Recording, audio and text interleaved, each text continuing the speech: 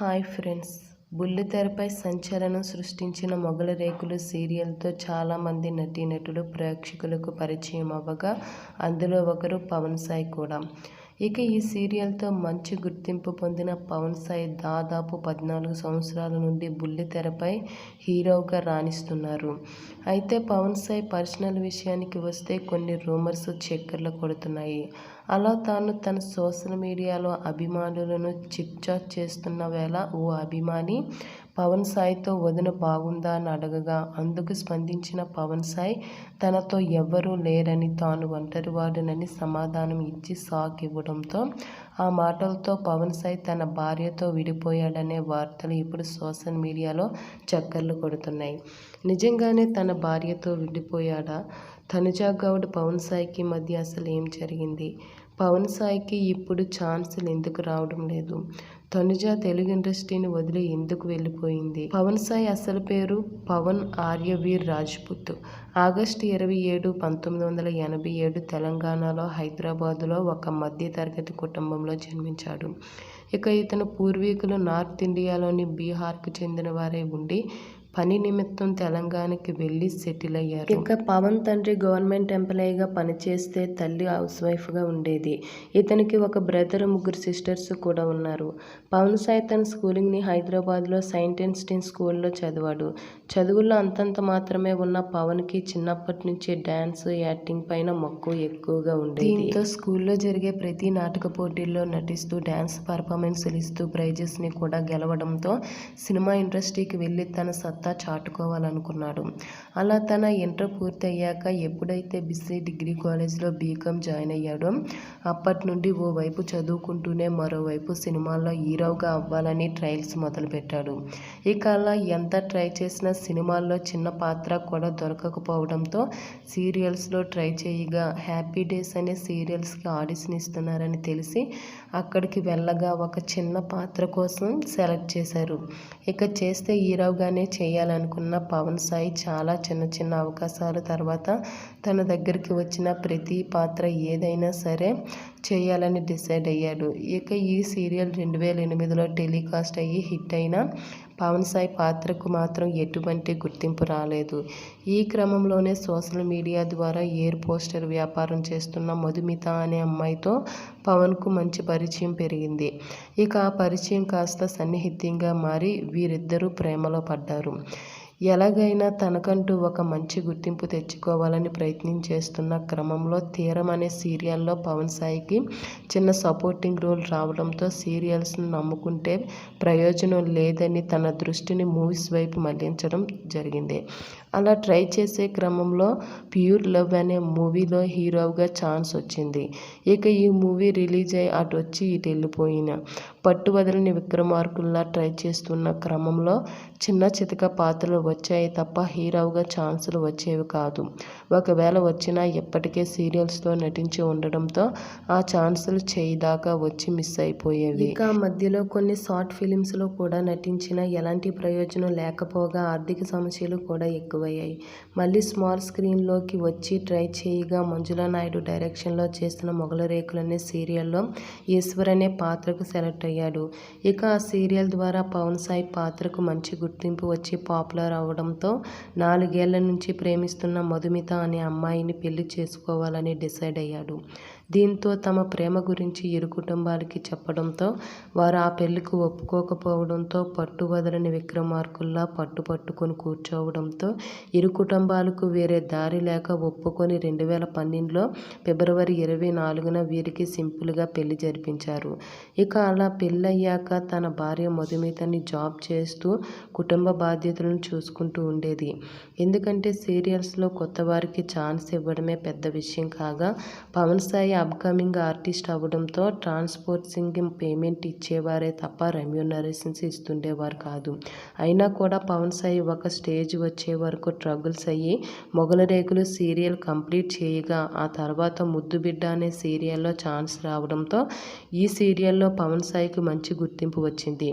ఈ క్రమంలోనే ముద్దమందారం అనే సీరియల్లో హీరోగా చేయగా అందులోని తనుజా గౌడ్ అనే అమ్మాయి హీరోయిన్గా చేయడం జరిగింది. ఇక తనుజ గురించి గురించి చెప్పాలంటే ఈమె 1996 మార్చి 5న కర్ణాటకలోని బెంగళూరులో ఒక మధ్యతరగతి కుటుంబంలో జన్మించింది. తండ్రి పుట్టస్వామి గౌడ్, తల్లి సావిత్రి. ఈమెకు తనుజ అనే అక్క, పూజ అనే చెల్లెళ్ళు కూడా ఉన్నారు. ఇక ఈమె తండ్రి ఒక హోటల్ని రన్ చేస్తూ కుటుంబాన్ని పోషిస్తే తల్లి హౌస్ వైఫ్గా ఉండేది. ఇదిలా ఉంటే తనుజ చదువుల్లో అంతంత మాత్రము ఉండడంతో చిన్నప్పటి నుంచి సినిమాల్లో యాక్ట్ చేయాలని, పెద్ద హీరోయిన్ అవ్వాలనుకునేది. కానీ ఈమె తండ్రి మాత్రం ఎందుకు ఒప్పుకోకపోయినా తల్లి సపోర్ట్ చేయడంతో తనుజ తన తండ్రికి తెలియకుండా గాంధీనగర్కి వెళ్ళి ఛాన్సుల కోసం ట్రై చేస్తూ ఉండేది. అలా ట్రై చేసేటప్పుడే దందే బాయ్స్ అనే కన్నడ సినిమాలో హీరోయిన్గా చేసే ఛాన్స్ రాగా ఆ మూవీ రిలీజ్ అయి అటొచ్చి ఇటు వెళ్ళిపోయింది. అయినా కూడా 6-5 = 2 అనే మూవీలో చేయగా ఆ మూవీ కూడా రిలీజ్ అయి ఫ్లాప్ అయింది. ఇలా 5కు పైగా లో బడ్జెట్ మూవీస్లో యాక్ట్ చేసిన ఎటువంటి ప్రయోజనం లేకపోగా ఒక స్టేజ్లో తనుజకి కన్నడలో ఛాన్సులు పూర్తిగా తగ్గిపోయాయి. దీంతో సీరియల్స్లోనైనా తన అదృష్టాన్ని పరీక్షించుకోవాలని ట్రై చేయగా కన్నడలోని కాంపిటీషన్ ఎక్కువగా ఉండడంతో మరియు పేమెంట్స్ కూడా తక్కువ ఇవ్వడంతో తెలుగులో ట్రై చేయాలనుకుంది. అలా ముద్దమందారం టీం బెంగళూరులోని అమ్మాయి కోసం వెతుకుతున్న సమయంలో ఆర్టిస్ట్ కోఆర్డినేటర్ ద్వారా తనుజ పిక్స్ను చూసి ఇంప్రెస్ అయిన డైరెక్టర్ చిరంజీవి ఆమెను నేరుగా కలవడం, అలా తనుజ డైరెక్టర్ కండిషన్స్కి ఓకే చెప్పడంతో ఇమీడియట్గా తనని హీరోయిన్గా ఫిక్స్ చేశారు.